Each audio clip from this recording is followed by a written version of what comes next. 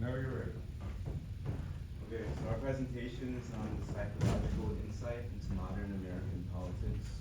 So, let's dive in. So the effects of modern American politics. So in modern American politics today, politics are highly divisive and partisan.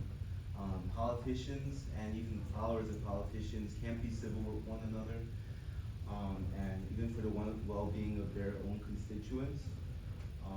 The impact of politics has been highly negative overall on U.S. citizens, and it's been negative mostly on the individual and U.S. society as a whole. So we're going to go into those two different groups.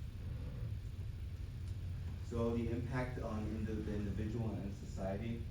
So the individual hears the divisiveness between the politicians and society.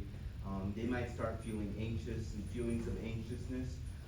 They probably worry about the future of America. No one can get together, along together, so how we're supposed to work together. 87% of people say that U.S. society is too polarized, and that U.S. society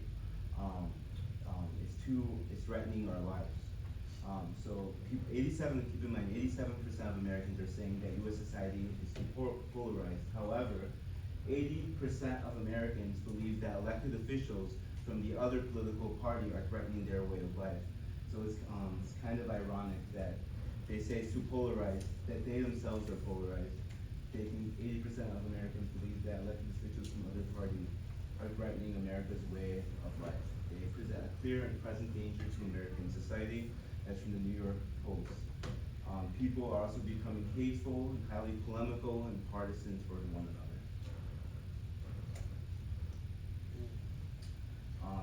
Continuing with the impact on the individual and society. Divisiveness in society also makes that people feel like they can't trust one another. It's not how it used to be, that people would go up to each other and be civil to one another. It's no longer like that. Feelings of hysteria has also developed in American society, where people feel like the government and opposite political parties are out to get them. We're not united as we once were, and because of that, Americans are suffering mentally because of it. Alright, so I'm going to talk a little bit about media bias now and how this affects American politics and how it affects us today. So many, if not most, forms of news and media outlets today, they have some form of political bias. And you see from this chart here, you have numerous news fronts that fall into more conservative side, like Fox News, Daily Wire, and more left-leaning outlets like CNN, Washington Post. And then you also have some that fit more centrist category, but then it's not necessarily always clear what that means, and whether that just means they automatically shift towards the middle in terms of political bias, or it means they have no political bias at all. It's not always clear. But regardless, depending on the political orientation or bias of a source, certain stories may go more reported or they may go unreported. So that definitely affects, depending on what media channels you will use, what information you're going to use and how that's going to shape your perspective in a certain way. And so how does confirmation bias fit into this? Well, if you remember confirmation bias, that generally just means you have a tendency to believe stories or believe news that agrees with or supports your point of view or your presuppositions. So if you have a certain presupposition that leans more towards a certain political party, you're going to lean in that direction. So if you're a more conservative worldview, you're going to watch more Fox News. If you have a more liberal point of view, you're probably going to watch more CNN or Washington Post. So, and of course, another factor is that opinion pieces by nature will definitely differ depending on a source's bias as well, so that also contributes to that. So, what are the effects on us of media bias and confirmation bias on the next one? A study in 2017, a chart from which can be seen here, Democrats were found to be much more trusting of media than Republicans, especially in 2017. See that it's like 72% found the news to be highly trustworthy, but looks at around 14% of Republicans found the media to be generally untrustworthy.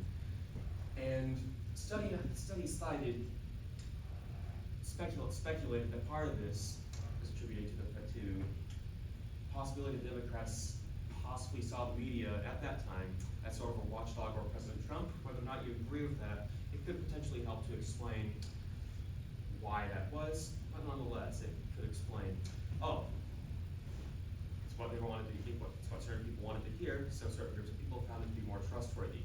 Another situation, a similar situation happened with Republicans, late 1990s. The only time in recorded history, unless this is outdated and something else has happened since then, but regardless, the only time way back when Republican trust in the media soared over 50% was during the Bill Clinton administration, where news sources were covering extensively Bill Clinton scandal, sexual scandal that was going on around that time. So again, the news was reporting what a certain side of the political spectrum wanted to hear, so trust from that political spectrum skyrocketed, comparatively at least. So, anyway, bias and fake news. So there are two concepts that can help explain our susceptibility to fake news. And those are motivated reasoning and naive realism. So motivated reasoning, rather, is very similar, if not the same in definition, to confirmation bias. It just refers to our tendency to lean towards stories or anything that supports our biases or presuppositions. So generally it's very similar to confirmation bias. Naive realism, on the other hand, refers to our tendency to discount stories from the opposite perspective and label people who have opposite beliefs to us, or believe something that doesn't fit in with our worldview. We'll tend to label them as just uninformed or irrational, and then actually legitimately considering those potentially reasonable. So those two effects combined can help to explain our tendency to believe fake news stories. So, how can confirmation bias and media bias be fought? Well, the first thing is simply being open to listen to opinions that contradict your own viewpoints.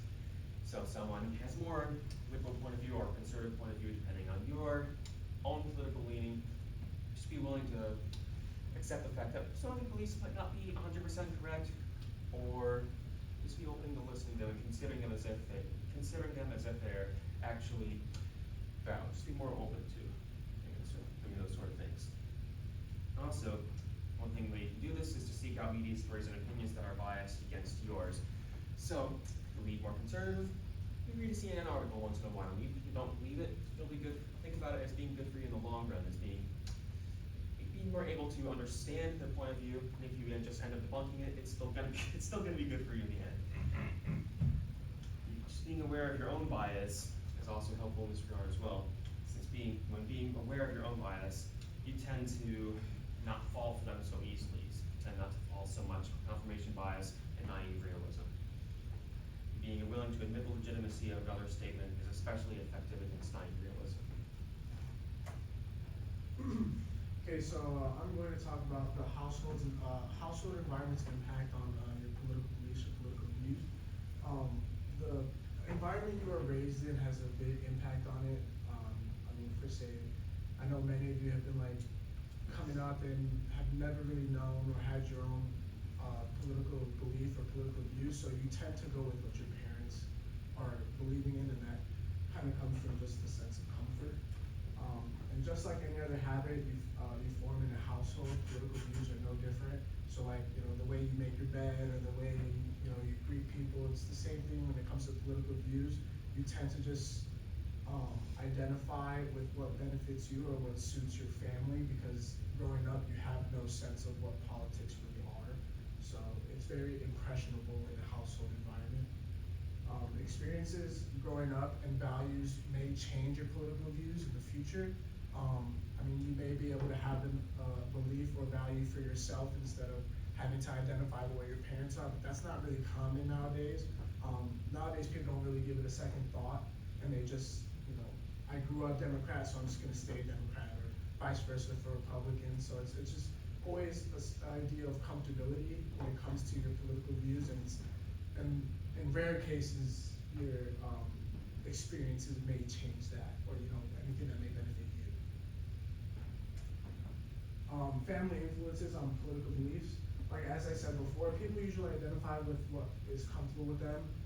If your parents are a certain way, then that's what you're gonna identify as. The environment you're raised in has an impressionable impact on your brain, when you're young. Many children don't watch or keep in touch with politics, so it's very hard for them to create an idea for themselves. So any family member or any friend may have a very big impression on that. Like I said, comfortability is just the main idea here when it comes to your political views growing up. Parents also may lead their kids to identify with what benefits them in the future. It's kind of like a selfish way of survival here. I know, like, growing up, my mom used to say, like, oh, you should be, Democrat because they do this for our family.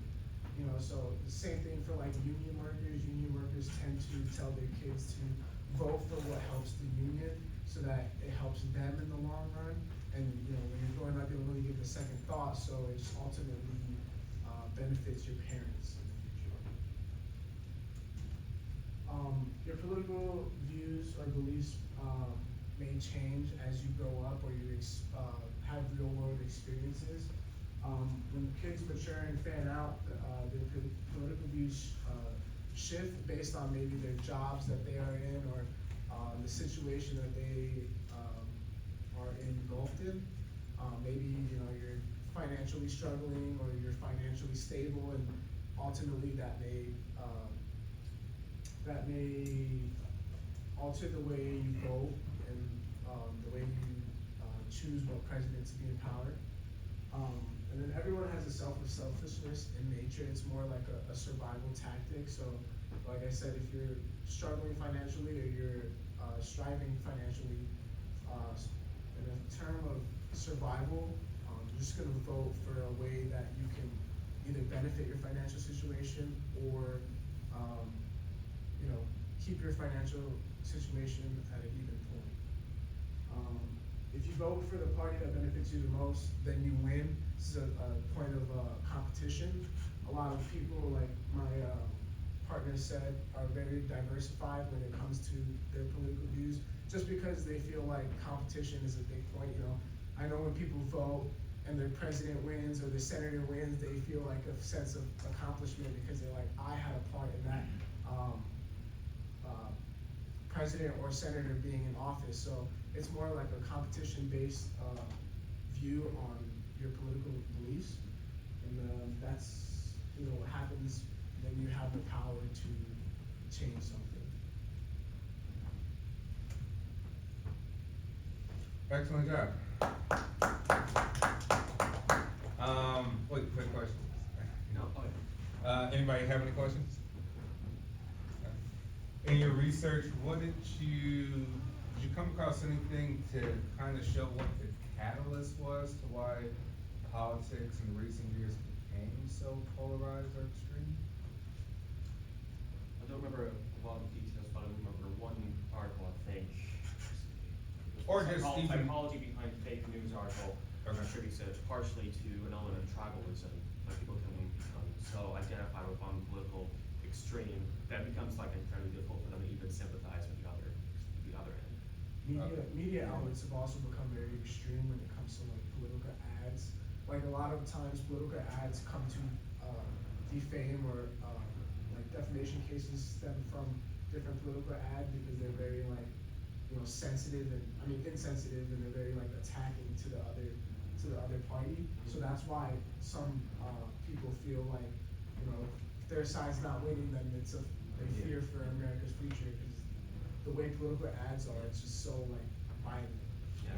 You It's think like they- Republicans will like take a look at boxes hit pieces, or then the left will take a look at Brett Gutfeld making Yeah. fun of you, and it's just like you can get different extremes on both sides. So And I know some things in the media, like it will be like an opinion, like news thing, and people will think it's actually the news when it's like a opinion talk show. And so a lot of people will take that, this is the news when they're trashing the other political party. It's not the news, it's an opinion thing, and it's really diversified.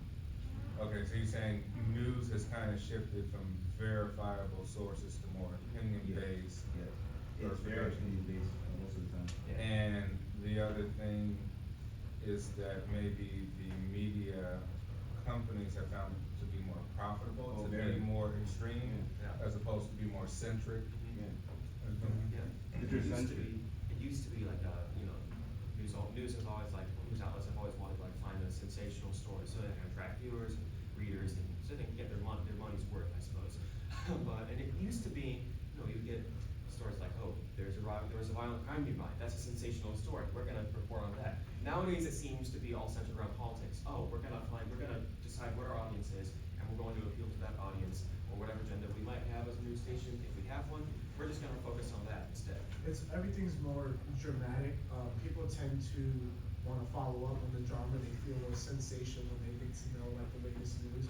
So as long as the news outlets are reporting on the craziest incident within politics, then they feel like people will be more attracted to that. Okay. And the last thing on this was the age in which individuals become interested in politics. That you find it's becoming younger since we have so much access to information? Yeah, I mean, I feel like from personal experience, I started like to kind of follow with politics once I like entered high school, because like growing up, 1st through 8th grade, like no one really talks about that. That's not your main priority. But as you get closer to high school, your friends start asking you like, oh, are you Democrat? Are you Trump supporter? So then as you get into high school, that's when you just kind of start following up with the politics, because you don't want to be like the outsider. Like especially as a teenager, like you don't want to be that one Trump supporter or that one Biden supporter that's like contrary belief to like the majority. You don't want to be the outcast. So. Excellent. No more questions for me. Thank you all very much. Good job. That was an excellent presentation.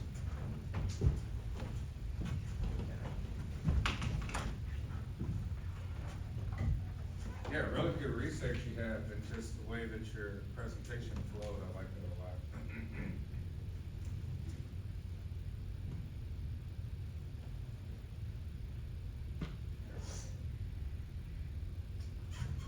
Let's see.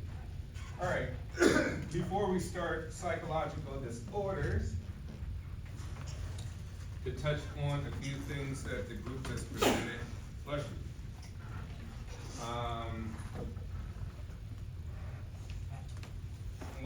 In which case we'll kind of touch on here with psychological disorders is this. Right, throughout your college career, you'll come across a distribution curve, right, or also known as a bell curve. And it's to illustrate sort of an entire population, a representation of something dealing with an entire population, or a sample of the population. Right, so one of the things we noticed here when we're talking about politics was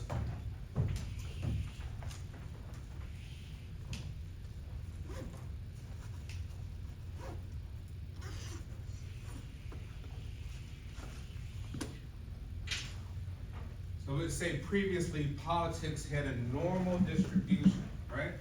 Which means that the majority of normal things that we all agree upon, was here, smack dab in the middle.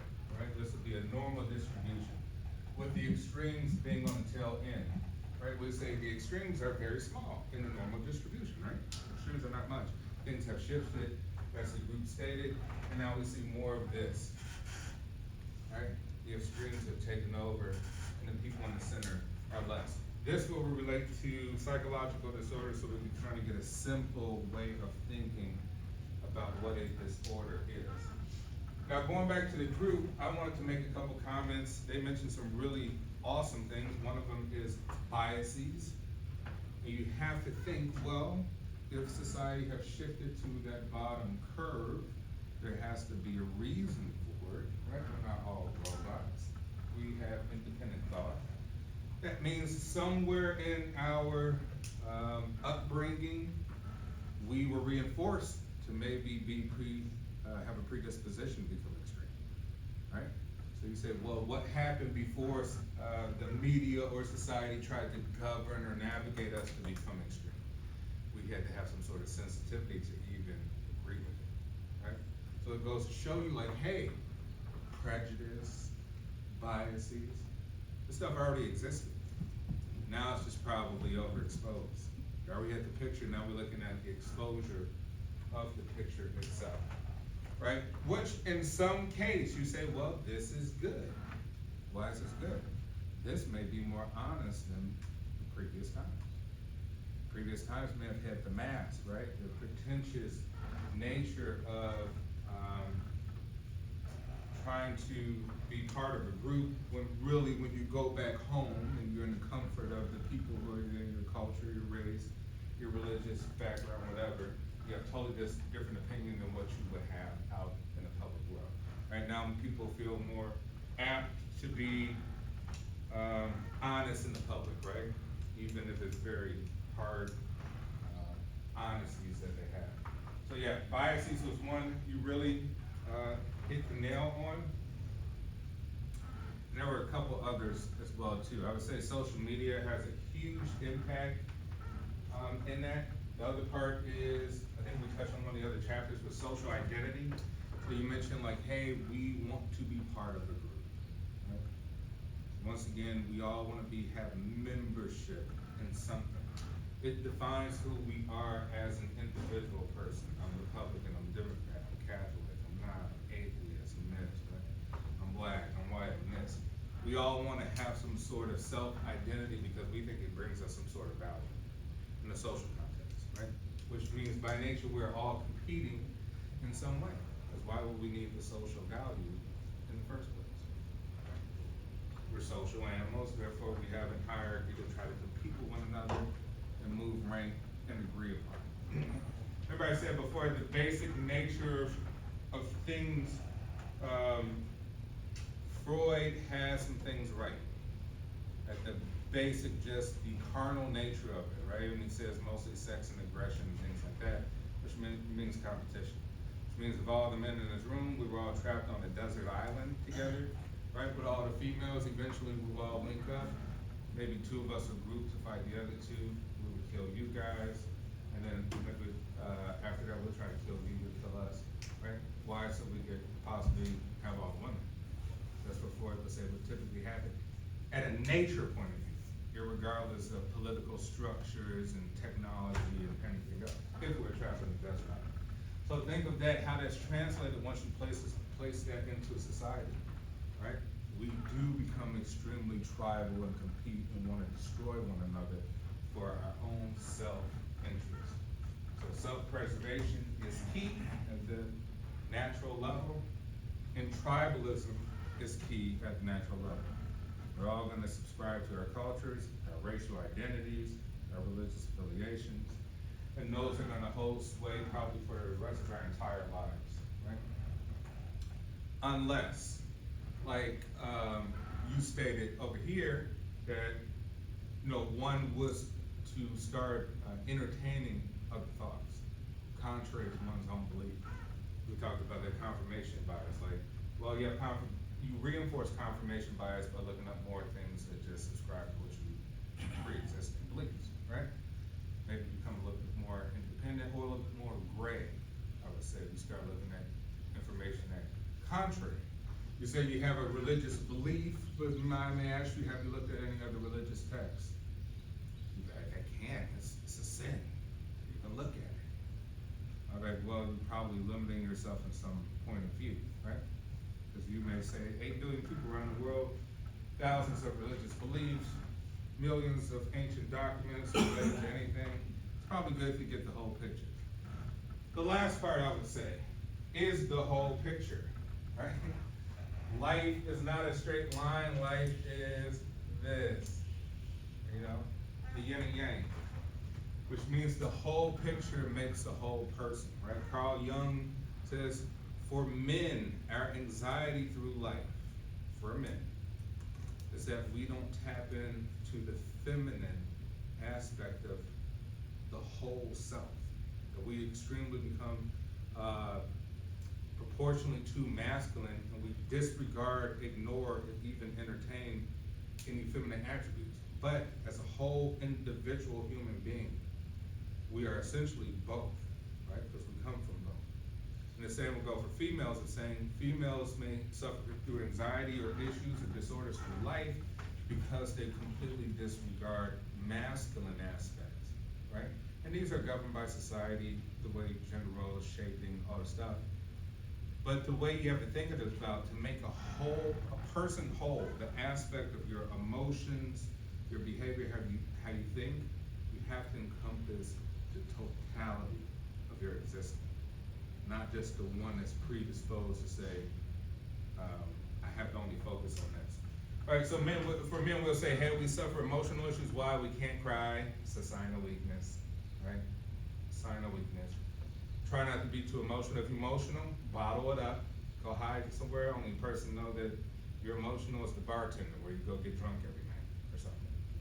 That would be completely a disaster if you do that for over long periods of time, over years and years, which means that to be emotionally expressive is healthy. Hence, Carl Jung would say that we tapping more to the feminine side, right? On the opposite side, Jung would say that, well, females are, have more emotional being than men, therefore they may need to tap into the rational side, logical side more in order to live a healthy mental life, right? And so to understand that life is not preeminently emotional, that we shouldn't attach emotions to things and people all the time. Should have a little bit of logic as well too. And that's what Jung would say makes the person whole. Anima and animus, as he calls it, right? Tap into the other side of self. So yeah, interesting, because you made me think about all this as you were presenting your research. All right, let's get into disorders. Let's try to make disorders simple, right?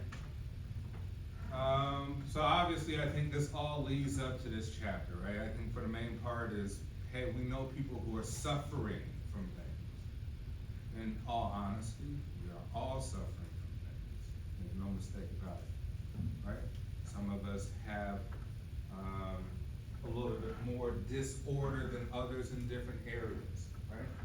But we're all suffering some sort of thing, whether we want to admit it or not, whether it's conscious or even subconscious. So to think of a disorder, how would you define a disorder? Just from your own invention of a definition. What would be your definition of mental disorder? Right? You see it all out there. Schizophrenia, general anxiety disorder, bipolar, personality disorder, social, gender dysphoria. Yes? Maybe something that makes your brain have different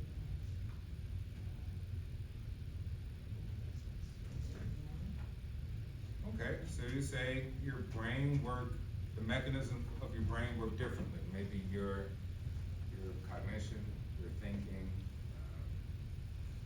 chemical composition, right? Too much, too little, or something. True.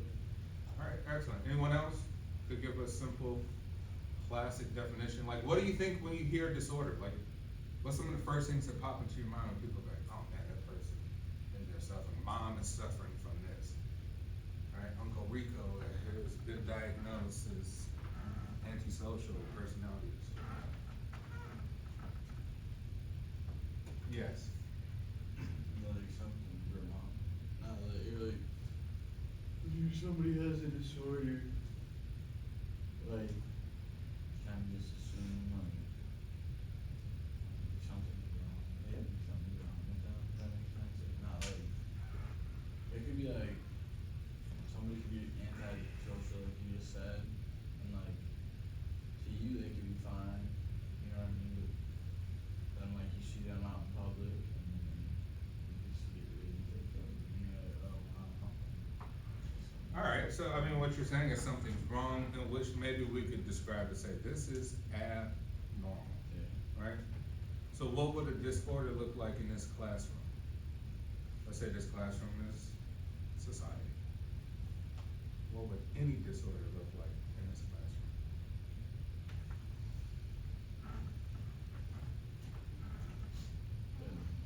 Hmm?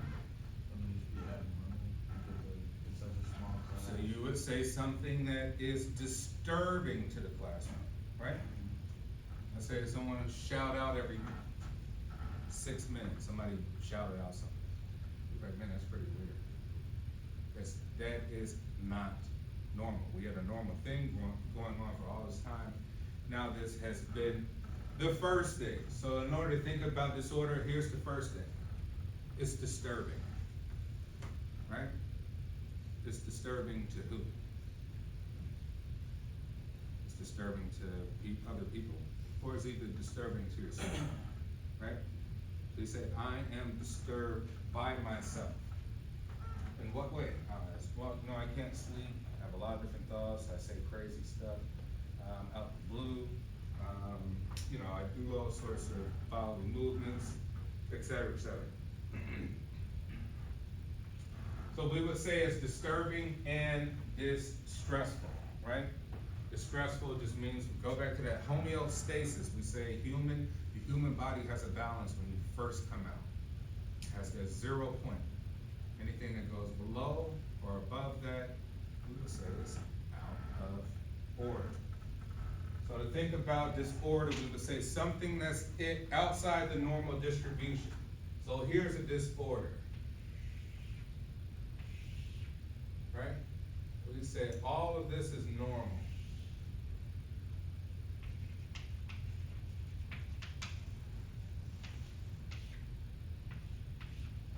That's a disorder.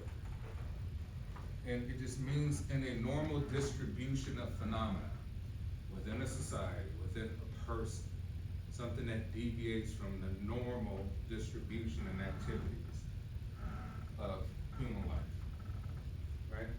So you can argue, you can say, well, something's a little too little or something a little too much, but it's abnormal, right? It's something that captures the attention. We say it's distressful, right? So it either causes you some sort of anxiety or stress, or it causes other people around you, right? And that's what we'll start with this chapter to keep it simple. All right, so we'll talk about some concepts of disorders. We'll talk about anxiety, OCD, PTSD, major depressive, bipolar, schizophrenia, and other disorders, right? So it says marked by clinically significant disturbance in the cognition, emotion, regulation of behavior. Cognition, thinking, your thinking is off, it's abnormal, right? Your emotions are off. How could one's thinking be abnormal?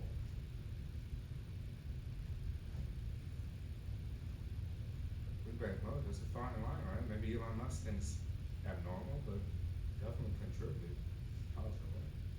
And how could one's thinking be considered abnormal from a psychological point of view?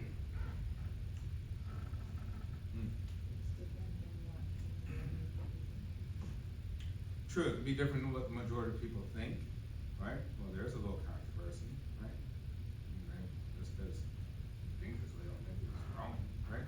But we could say, who controls the thinking, right? What group of people are considered the normal distribution of thought? It is distant from reality, in which case we'll call psychosis, right? So like someone suffers from psychosis, meaning I'm standing in this room and be like, oh wow, you don't see that cat over there on the table? You're like, no, Professor Ross, I don't see a cat on the table. What cat are you talking? Right? And you say, oh, Professor Ross is suffering about psychosis, because everyone else here agrees that that is not reality, right? So they say there would be a disturbance in thought or cognition, right? Emotion regulation. Emotion regulation would say that, hey, something happened, a phenomena, something has occurred, and it happened in front of all of us.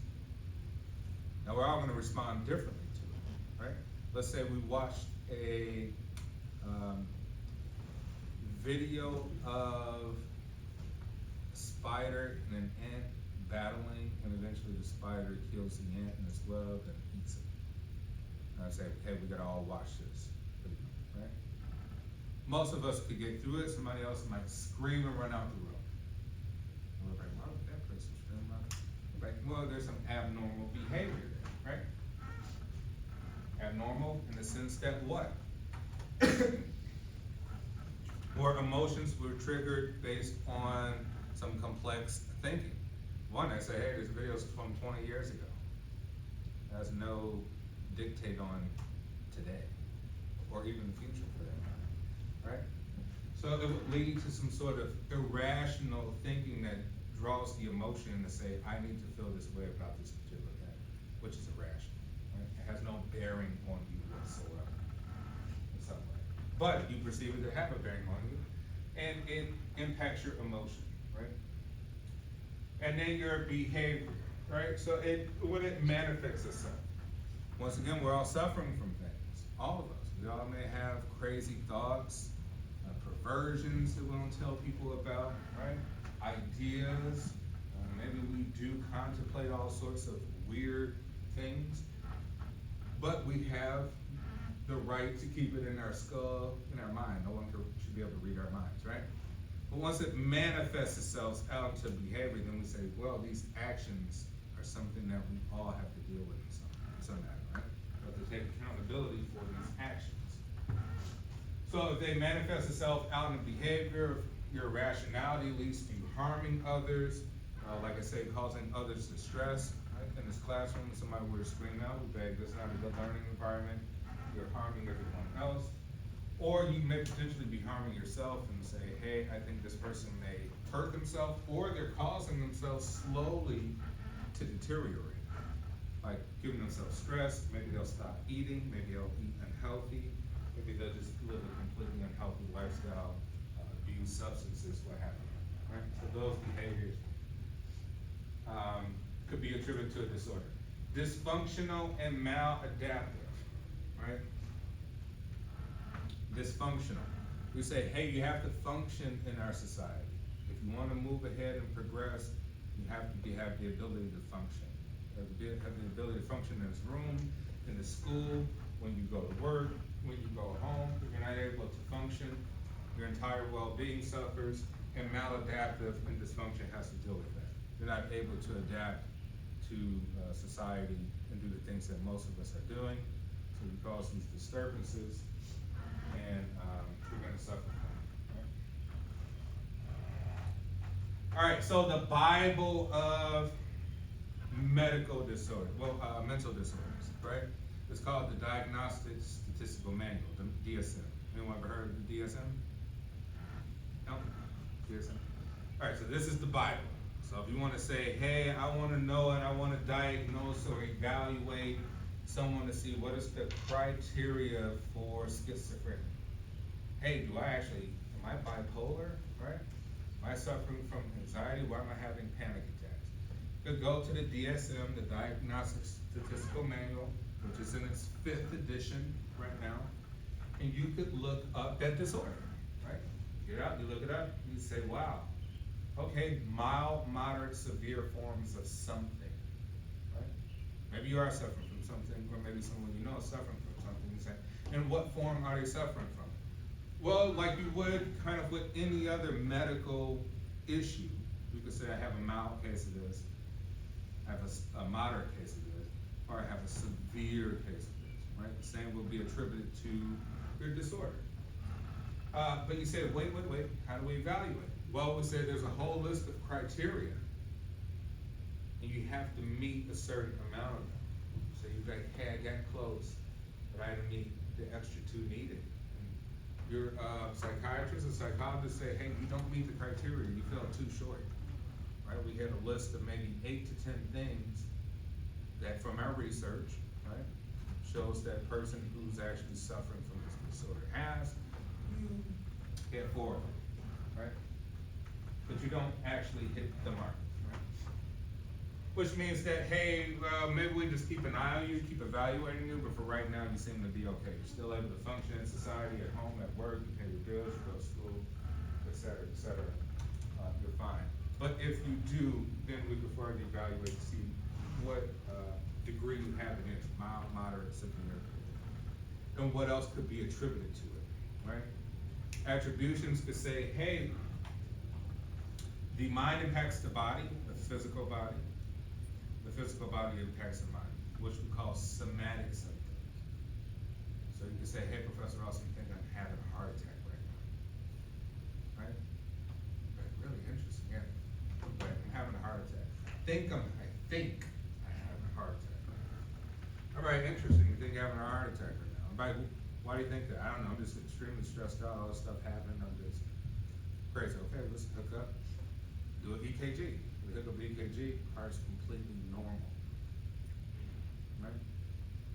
But there's a perception in your mind that your body is suffering in some way. Now you could be, right? You could have a distressed heart, right? Heart disease, anything of cardiovascular disease.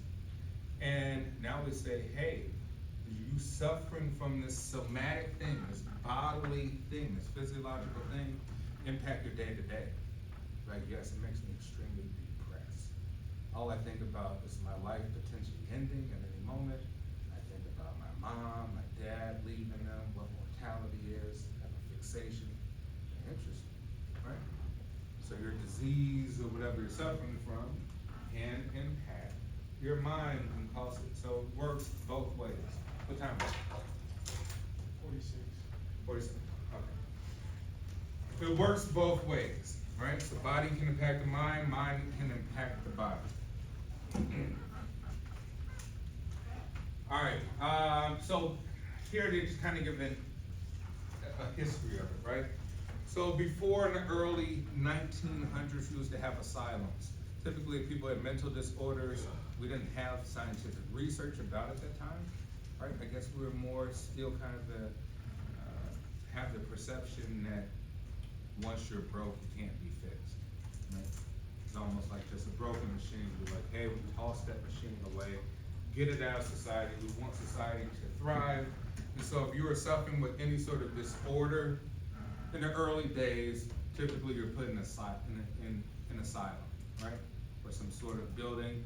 You were isolated from the rest of the population. Think of almost like a prison in some way. Maybe family will visit you, maybe not. And we would probably experiment on you, do lobotomy, check out your brain, electrolysis, all sorts of things to try to figure out, could you come back to normalcy of some sort, right? Glad those days are over, because now we've moved to the future and we understand that, hey, the human being is a extremely complicated entity, right? With many things going on happening at once, and things can get better with the right sort of treatment. So hospitals replace asylums, and mental illness are diagnosed on the basis of symptoms, treated through therapy, and cured. And genetically influenced brain structure and biochemical abnormalities contribute to mental illness, which means it could be both nurture and nature. So it could be nature. Maybe you have a history of mutated genes of some sort. Maybe something happened in vitro, in utero, all of these things, right? And so you may have some sort of abnormality at the genetic or chemical structure. And then last but not here, we've got the biopsychosocial approach. Psychology studies how biological, psychological, and social cultural factors interact to produce specific psychological disorders. Right, so we say, hey, you are a social animal. So guess what? You do live in a society, and you will be exposed to the biases, the prejudice, the poverty, what you grew up in, whether you got money or not, right? We are gonna be exposed to this. So either A, it's gonna influence you to, I guess, make you a better person, right? More stronger individual, mentally, physically, what have you. Or it could destroy you, right? It'll make you a weaker person, make you triggered, make you suffer all a host of things just from the society we live in and the systems that have been put in place to make the society the way it is. We will end off here because this chapter I'll probably keep talking about for the next couple of weeks. We'll end off here, and I think that's it. I guess I'll see you Friday. We'll go from there. All right, everyone, have a good day.